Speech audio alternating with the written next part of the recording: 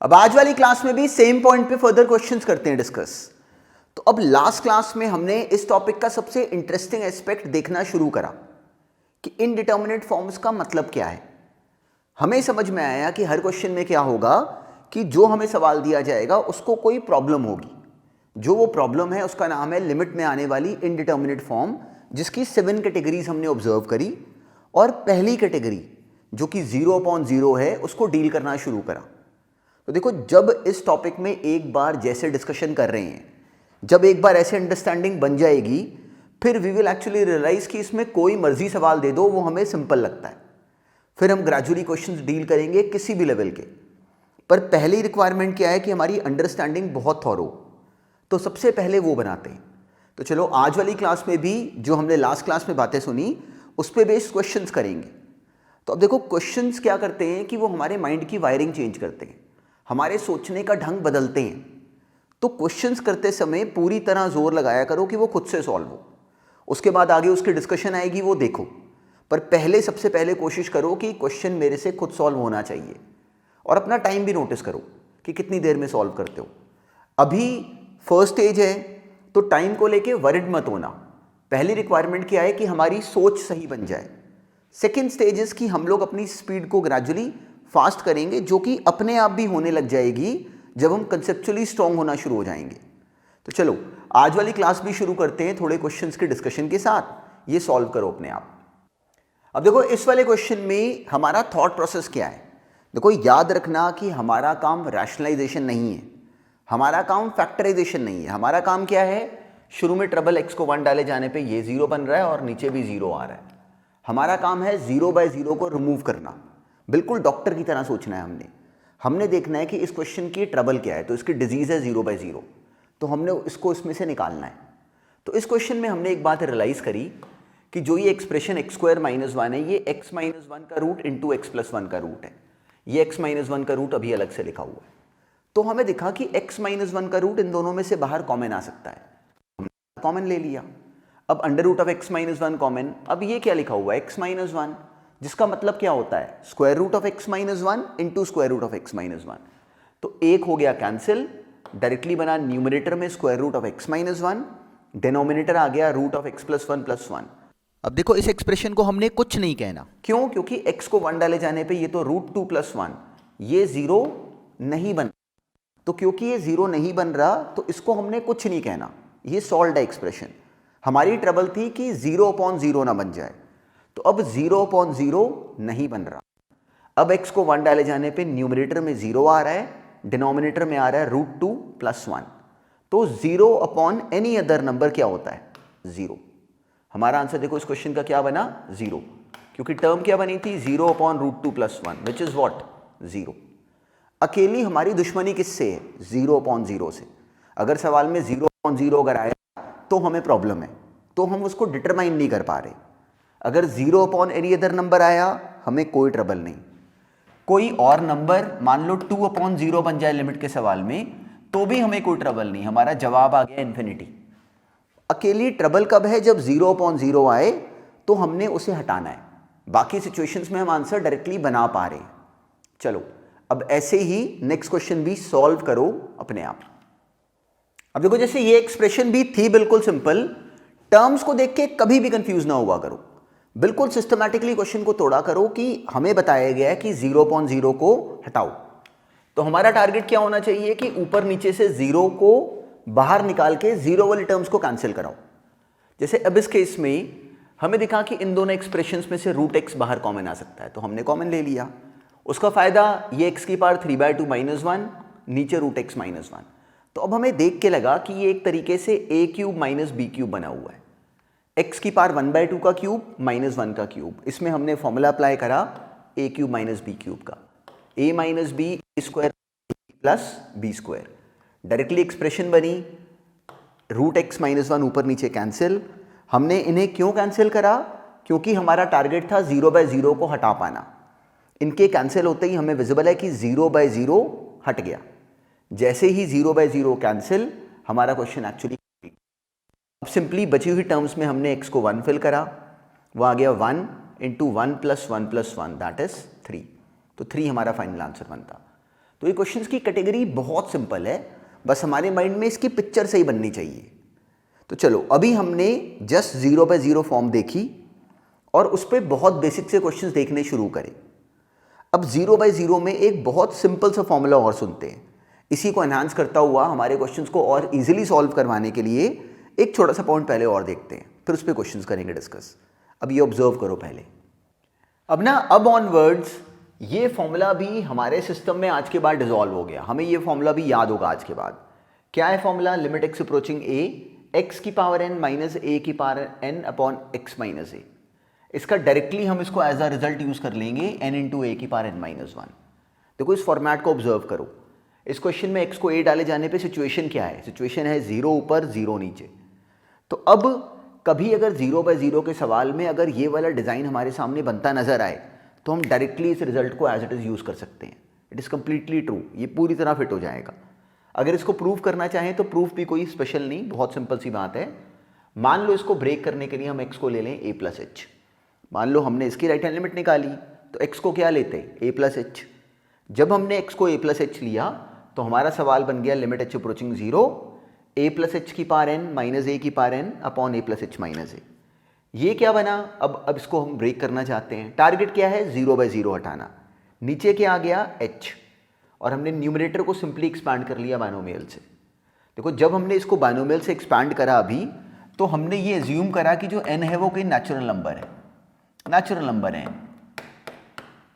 पर अगर ये नेचुरल नंबर ना भी होता तो भी ये फॉर्मूला 100% वैलिड है, उसके थ्रू भी प्रूफ हो जाएगा।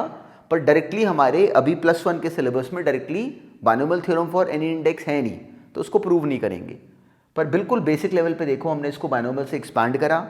अब क्या होता? a की पावर n हो गया कैंसिल, एक h यहाँ पे हमें विजिबल है कि एक h यहाँ से कैंसिल हुआ, ये आ गया n इंटू ए की पावर n माइनस वन। जो इसकी बाद वाली टर्म्स आएंगी सब में एक h कॉमन कैंसिल होने के बाद भी h बचेगा। तो जब हम h को 0 डालेंगे तो आगे वाली सारी टर्म्स 0 हो जाएंगी, केवल ये बचेगा n इंटू ए की पावर n माइनस वन, और वही हमारा जवाब है। तो हम आज के बाद इस रिजल्ट को डायरेक्टली यूज करेंगे। कैसे यूज करेंगे? अभी हमें क्वेश्चंस में हेल्प करेगा।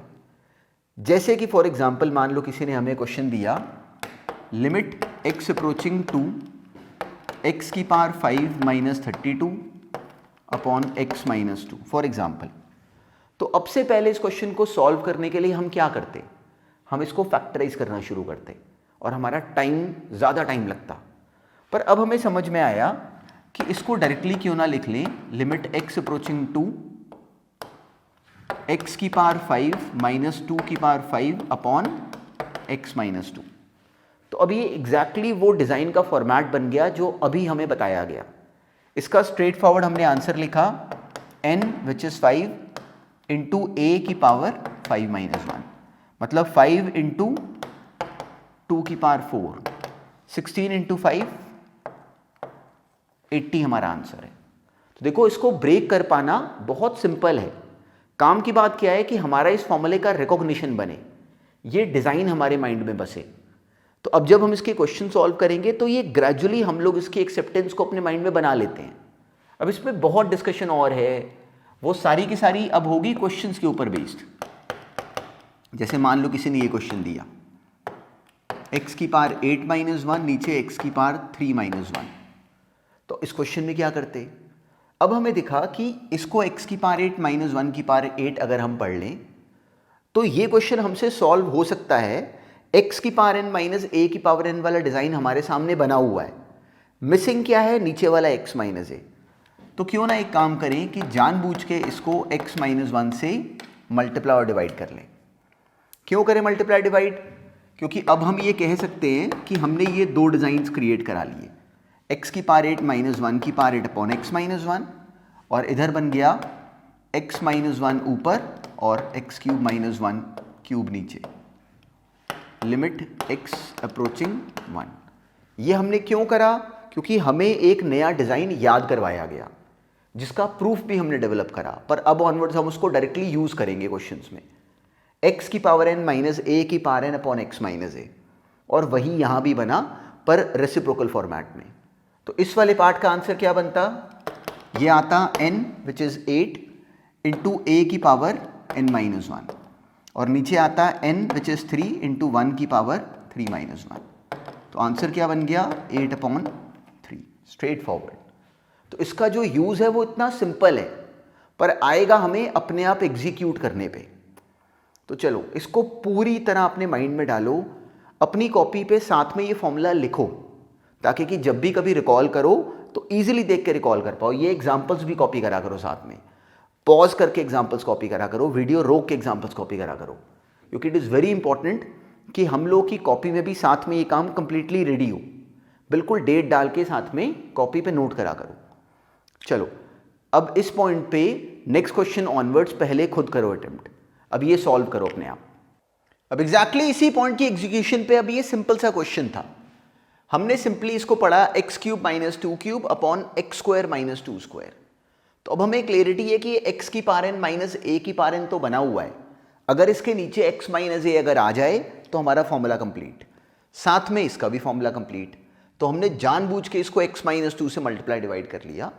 अब हमें क्लियरिटी है कि एक फॉर्मूला ये बन गया और दूसरा फॉर्मूला ये बन गया।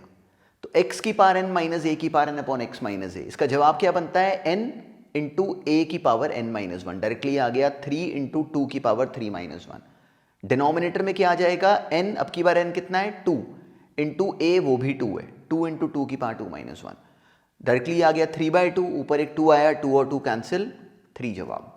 देखो ये क्वेश्चंस इतने बेसिक हैं, बुक्स में अगर इनको बहुत लेंथी और बहुत ज़्यादा देख के अगर मान लो मन में अगर थॉट आए कि कुछ बहुत स्पेशल टास्क है, तो ये बिल्कुल नहीं है। बस इसको सही तरीके से एग्जीक्यूट करो, दैट इज इंपॉर्टेंट। अब नेक्स्ट करो सॉल्व।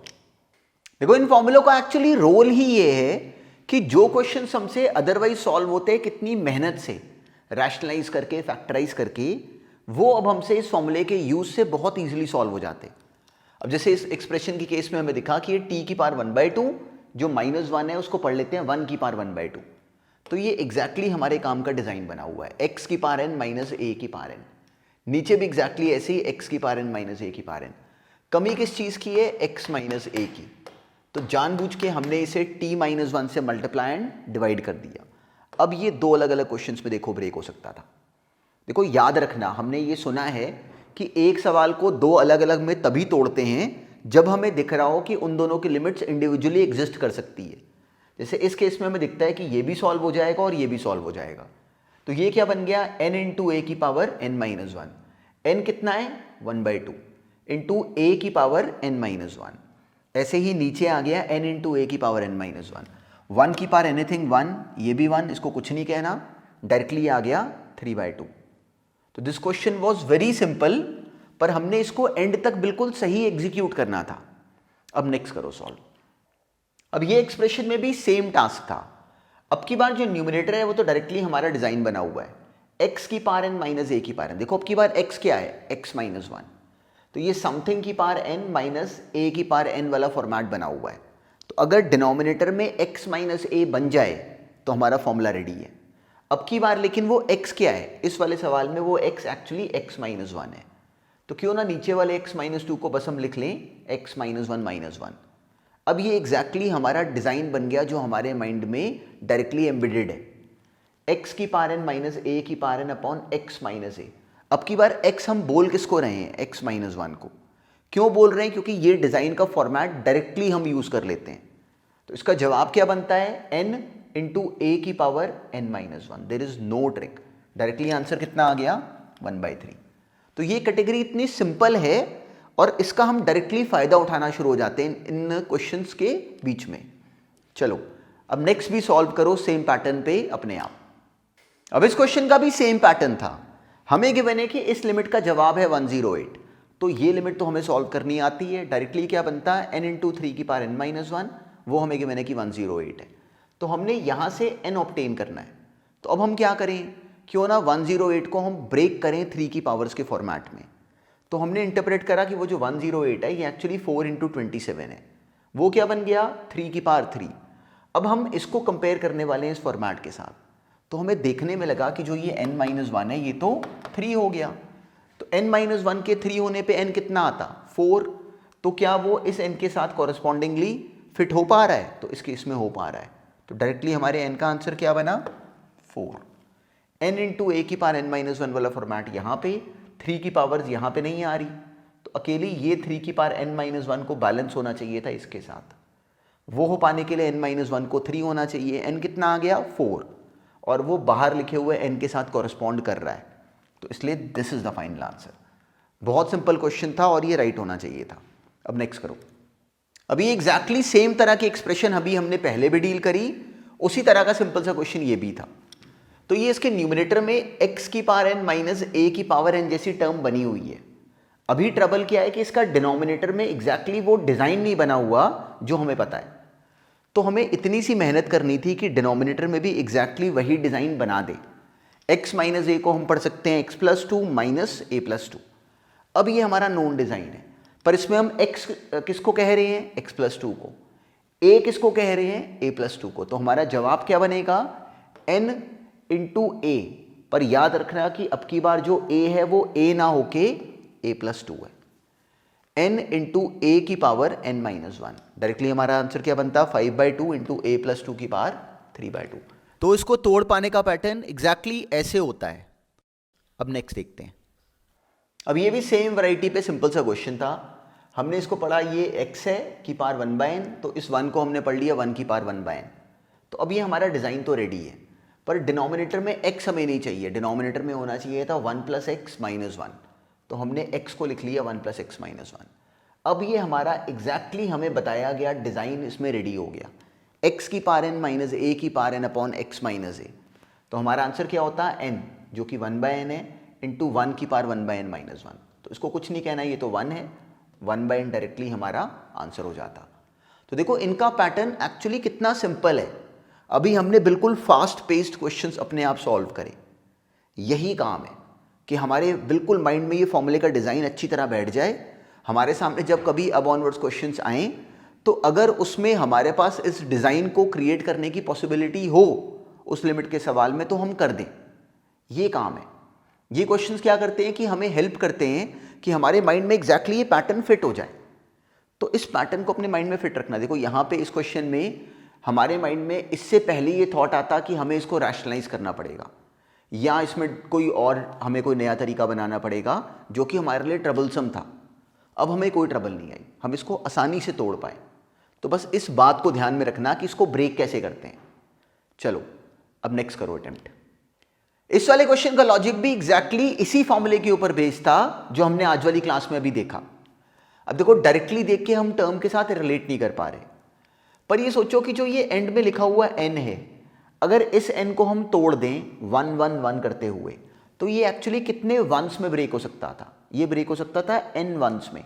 1 1 1 ऐसे करते करते n बार 1 लिखते तो मिला के ये n बनता। तो अगर मान लो इस माइनस n को हम तोड़ दें -1 -1 -1 ऐसे n बार, और अब इसमें से एक एक -1 हम एक एक x वाली टर्म को दे दें।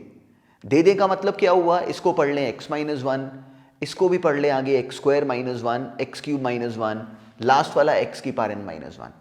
तो हमने इस n को तोड़ दिया 1 1 1 करते हुए n बार। देखो 5 होता है यहाँ पे, तो हम 5 को ब्रेक कर सकते थे 1 + 1 + 1 ऐसे 5 बार।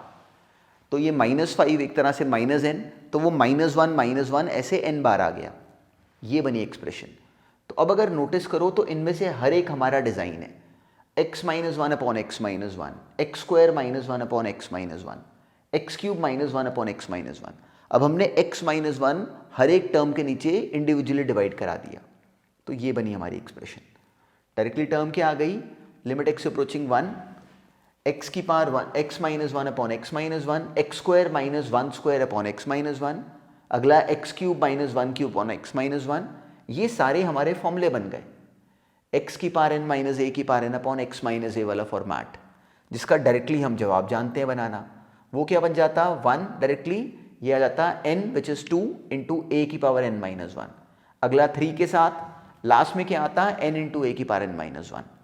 तो 1 की पावर एनीथिंग डायरेक्टली क्या हो गया 1, उसमें कोई ट्रिक नहीं, 1 + 2 + 3 ऐसे n तक, ये बनता हमारा कंप्लीट फाइनल जवाब, विच इज स्ट्रेट फॉरवर्ड 1 + 2 से लेके n तक का sum, which is n into n + 1/2।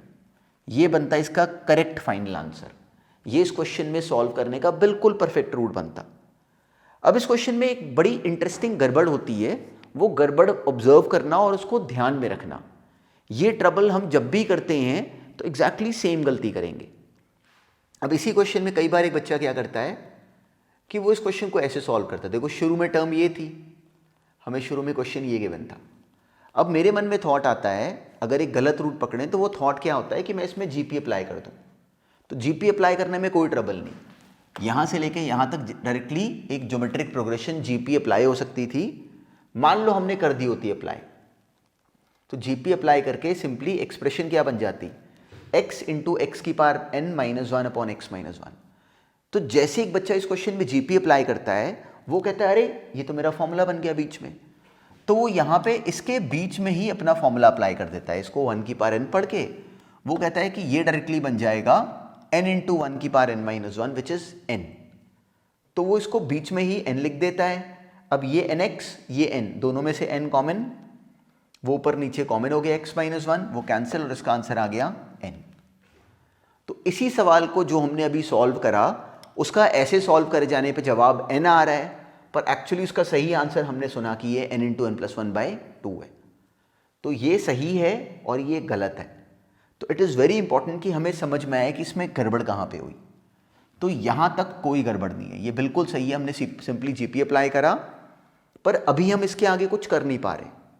तो अब जो काम की बात है वो ये कि हमने जो गलती करी वो गलती ये कि एक लिमिट के सवाल के बीच में हमने किसी हिस्से में लिमिट डाली और बाकी हिस्सों में लिमिट नहीं डाली। हमने यहाँ पे जब इसकी वैल्यू को ये बनाया तो इस क्वेश्चन में जो मिस्टेक की जगह है वो एग्जैक्टली ये है। हमें ये नहीं करना था। क्यों नहीं करना था? क्योंकि याद रखना कि लिमिट को सोचो कि वो एक घर है और ये सारे उसके मेंबर्स हैं। तो इन सारे मेंबर्स को जब भी कोई चीज़ प्रोवाइड होगी, सोचो घर में सबके खाने के लिए कुछ आया, तो जब भी खाने के लिए आएगा तो सारे मेंबर्स को मिलेगा। इस वाले क्वेश्चन में x को 1 डालना है तो सारे घर में एक साथ डालेंगे। ये नहीं कर सकते कि बीच में किसी पोर्शन में डालें और किसी में ना हम लोग यहाँ पे ना इसमें उसकी वन की वैल्यू ना डालें। तो दिस वॉज अ ट्रबल। हमने यहाँ पे वैल्यू अगर डालनी है तो हर मोमेंट, हर जगह पे जहाँ जहाँ पे x है वहाँ पे उसकी वैल्यू हमने 1 डालनी थी।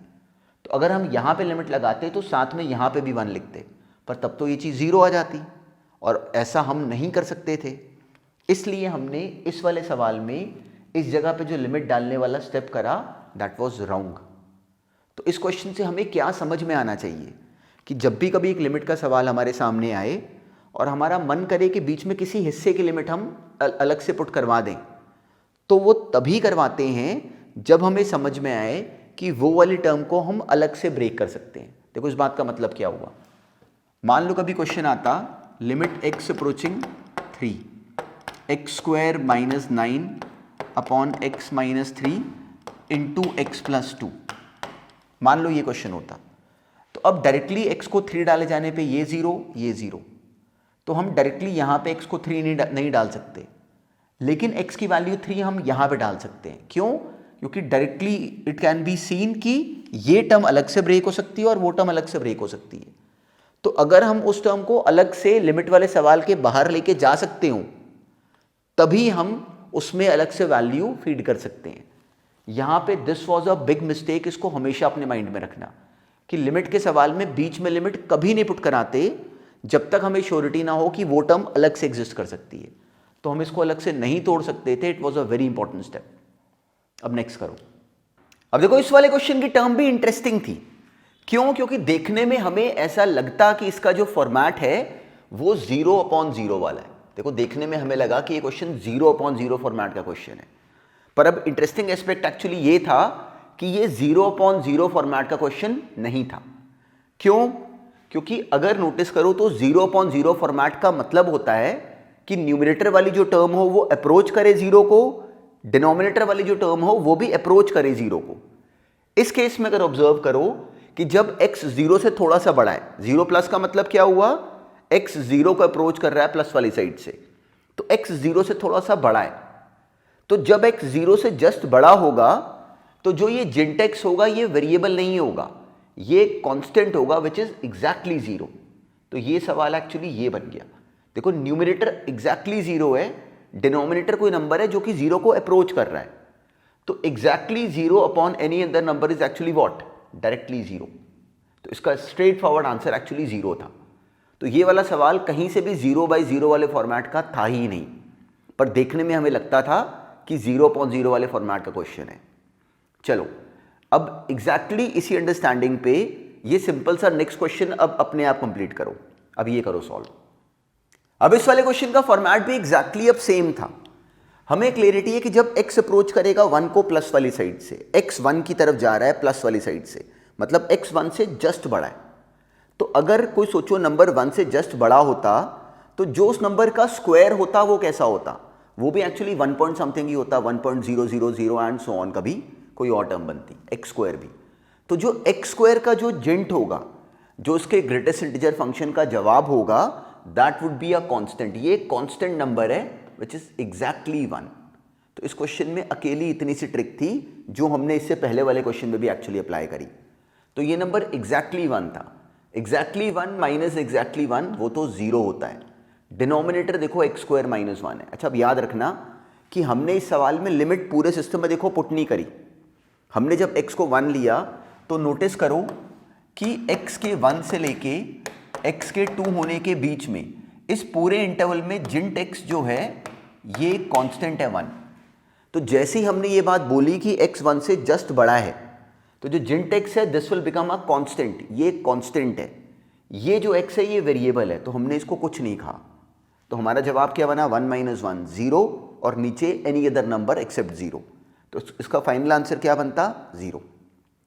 तो जो अब असाइनमेंट मिलेंगी, जो साथ में सवाल मिलेंगे, उन सब में इस तरह की बहुत वैरायटीज फेस करोगे, तो उनको पूरे कॉन्फिडेंस से साथ में हैंडल करो। उनके सॉल्यूशंस भी हम साथ साथ देखेंगे तो हमें समझ में आएगा कि इनको डील करना कितना सिंपल है। बिल्कुल अपने आप साथ में पैरेलल घर बैठे ही इनमें से एक एक क्वेश्चन को साथ में हैंडल करो, साथ में सॉल्यूशन देखोगे। ट्रबल आए तो इन वीडियोस पे वापस आओ, इनको आके देखो कि हमने इसमें क्या पॉइंट समझा। तो फिर हमें दिखेगा कि जो क्वेश्चंस हम नए भी फेस करेंगे उनके सॉल्यूशंस भी इन्हीं बातों से निकलने हैं। तो we will actually cover all the possible situations जो कभी भी हो सकती हैं क्वेश्चंस के बीच में। तो इसलिए इसकी क्लैरिटी भी हमें पूरी तरह होनी चाहिए। अब नेक्स्ट करो। अब इस वाले क्वेश्चन का पैटर्न भी सेम वही था जो हम पहले से जानते थे। हमें क्लैरिटी है कि ये 1 + x की पावर 6 - 1, इस -1 को हम पढ़ सकते थे एक तरह से 1 की पावर 6। तो अब ये हमारा डिजाइन बनने लग गया। हमें दिखा कि अगर ये x की पावर n माइनस a की पावर n अगर बना हुआ है तो इसके डिनोमिनेटर में अगर x - a आ जाए तो इस सवाल में x एक्चुअली क्या है, ये 1 + x। तो हमें 1 + x - 1 चाहिए एक्चुअली, और वो बना क्या, अकेला x। तो अगर हम इसके डिनोमिनेटर में से एक x कहीं बाहर कॉमन ले लें और उस x को हम पढ़ लें 1 + x - 1, तो अब ये हमारा डिजाइन कंप्लीट है। ये हमने अपने पैटर्न को ब्रेक कर लिया। ये आ गया x की पावर n माइनस a की power n upon x - a वाला डिजाइन हमारे सामने रेडी है। 3 + 5x हमें अलग से नोन है कि वो ब्रेक हो सकता है। सिंपली अब हमने स्ट्रेट फॉरवर्ड अपना फॉर्मूला अप्लाई करा, n × a विच इज 1 की पावर n - 1, और x को 0 डाल के ये कितना बन गया, 3। 6/3 इज 2। तो this was so straight forward. बस हमारा काम क्या है कि हमारे माइंड में ये पिक्चर कंप्लीटली बन जाए कि इसको ब्रेक कैसे करते हैं। चलो अब नेक्स्ट देखते हैं। अब एग्जैक्टली हमारी नॉन अंडरस्टैंडिंग पे अब ये क्वेश्चन था। हमारा काम क्या है, डायरेक्टली इस क्वेश्चन में देखना कि कोई ट्रबल है भी कि नहीं। x को 1 डाले जाने पे ऊपर 0 बन रहा है, नीचे भी 0। तो हमने सबसे पहले रिकॉग्नाइज करा कि जो इस सवाल की भी ट्रबल है वो 0/0 है। तो हमारा काम क्या होगा, 0/0 को न्यूमरेटर और डिनोमिनेटर में से हटाना। तो अब हमने देखा इस क्वेश्चन में कि जो ये पहली एक्सप्रेशन है, हमें विजिबल है कि x को 1 डाले जाने पे ये 0 नहीं बन रहा, तो इसको कुछ नहीं कहेंगे, ये मल्टीप्लाई कर रहा है, ये अलग से सॉल्व्ड है एक तरीके से। तो हमने इसको कुछ नहीं कहना। हमारी ट्रबल है ये टर्म और ये टर्म। डिनोमिनेटर में हमें विजिबल है कि 3 कॉमन, डायरेक्टली वो फैक्टराइज हो गया, x - 1 × x + 2।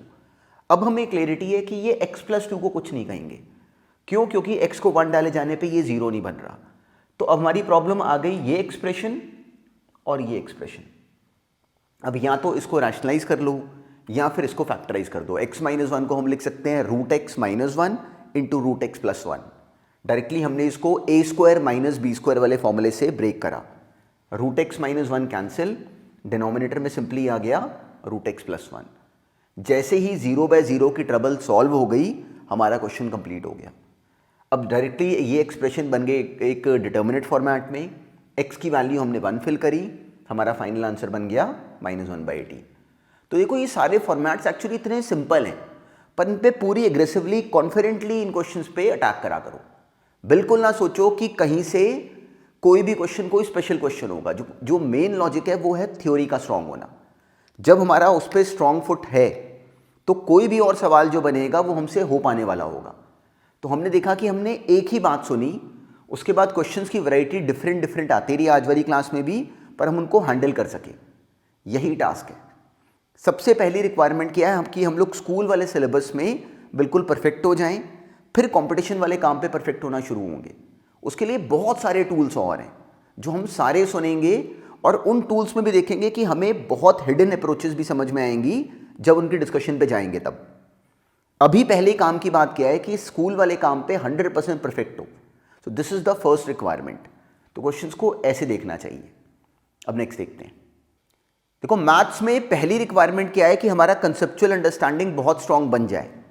सेकंड रिक्वायरमेंट है कि वो कंसेप्चुअल अंडरस्टैंडिंग से भी हम और ऊपर उठें। देखो थ्योरी पहला लेवल है, अगला लेवल क्या है? क्वेश्चंस की डिस्कशन। उसके बीच बीच में बहुत हिडन बातें आएंगी, तो वो हिडन बातें कई बार डायरेक्टली हमें क्लिक करेंगी और कई बार नहीं क्लिक करेंगी। पर मेक इट अ पॉइंट कि अगर वो बात हमें पहली बार में नहीं भी क्लिक करी, मान लो मैंने क्वेश्चन किसी तरीके से कराया और वो बहुत इंटरेस्टिंग भी साउंड करे, तो just make your self confident कि वो अगली बार करे जाने पे हमसे हो पाए, एटलीस्ट वो थॉट हमारे माइंड में रह जाए। तो किसी और क्वेश्चन में वो कनेक्शन अगर हमारे सामने आए तो हम 1 सेकंड में उसको अपने डॉट्स को कनेक्ट कर पाएँ कि हाँ ये तो सेम पॉइंट आ गया। तो फिर हम बिल्कुल परफेक्शन वाले जोन में जाना शुरू हो जाते हैं। देखो हर क्लास का टास्क क्या है कि वो हमारे होराइजन को थोड़ा और खींचे, हमारी सोचने की जो शक्ति है वो थोड़ी सी और बढ़ जाए, हमारी power to think, our ability to understand थोड़ी और पुश हो। तो कभी भी क्लास में अपने ये मत समझना कि हम क्लास में कंफर्ट जोन में रहें। हर बार अपने कंफर्ट जोन के बैरियर को ब्रेक करो। अभी हम लोग जो काम कर रहे हैं that is very basic, gradually हम लोग इसमें और ज़्यादा स्पीड में आना शुरू हो जाएंगे। जो कंपटीशन वाले क्वेश्चंस फेस करेंगे वो और बेटर लेवल के होंगे। पर सबसे पहले ये जो बेसिक अंडरस्टैंडिंग वाली क्लासेस हैं, इस पे 100% परफेक्शन वाले जोन में आओ। जो क्वेश्चंस हम साथ में डिस्कस करेंगे उनको करो, प्रॉपर कॉपी पे लेके क्लास की तरह साथ में अटेम्प्ट करो, तो ही हम पूरी तरह कॉन्फिडेंस वाले जोन में आएंगे। तो चलो, जो अब कॉरस्पॉन्डिंग क्वेश्चंस मिलते हैं उनको अटेम्प्ट करो, और इस सारे काम को एक बार अपनी कॉपी पे ही डायरेक्टली एक बार रिवाइज करके आना फॉर द नेक्स्ट क्लास।